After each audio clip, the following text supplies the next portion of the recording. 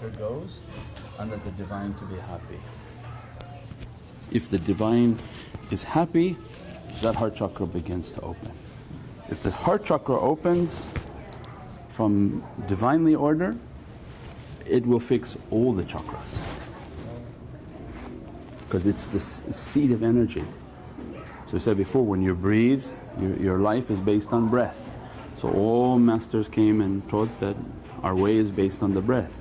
But if you watch the physiology of the body, that you breathe, that breath comes in and the lungs take the breath, take the energy, the nourishment of that breath, and they send the blood directly into the heart.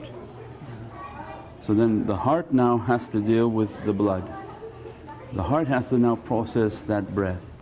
The heart has to then stamp that blood and send it to all the organs of the body.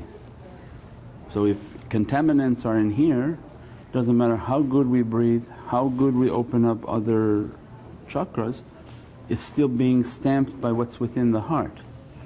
So if the seed of this power, if it's contaminated, dirtied or corrupted, it will corrupt the entire body, darken the whole body.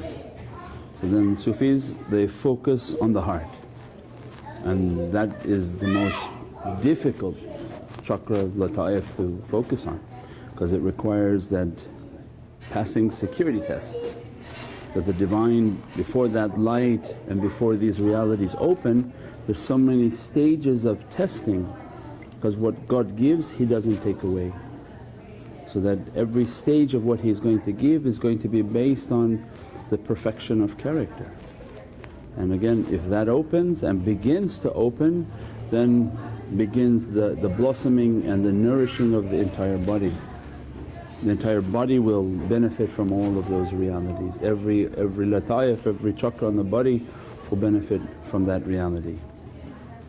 In old days, the teachers would give students mantras and different things to recite, and they would go and work on themselves. That time it doesn't exist anymore.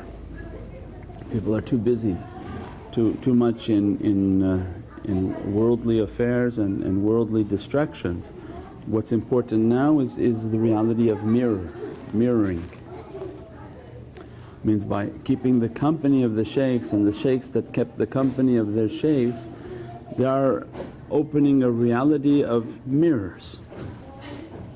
Means if you sit in the presence of a mirror long enough, it's going to reflect its reality upon you.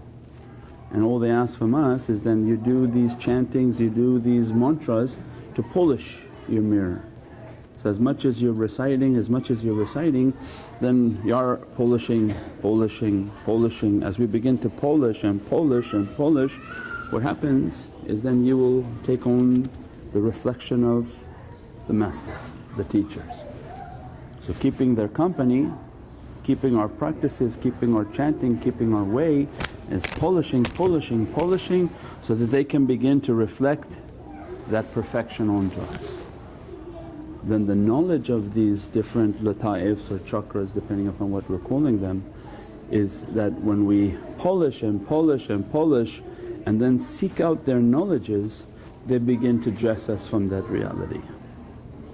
So by studying one of their subjects or going into that understanding, you begin to open the soul to ask the Divine, that I heard about the lataifs of the heart, I heard about the chakras of the heart, and I have from these Divinely knowledges. The soul begins to ask the Divine Presence from those realities, that dress me from those realities. Everything in our lives, according again to the Sufi tradition, is based on these lataifs. That you'll go from yellow to red, you pass the black, you go down to the white, then the green, then the whole ocean of blue that's all encompassing. Means that everything in our life is going to be based on the understanding of these lataifs. From the seasons to the time of the day to the reality of each of the Prophets to every colour.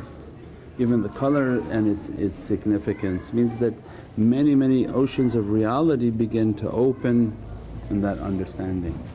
Again backed with all the chanting, the practices to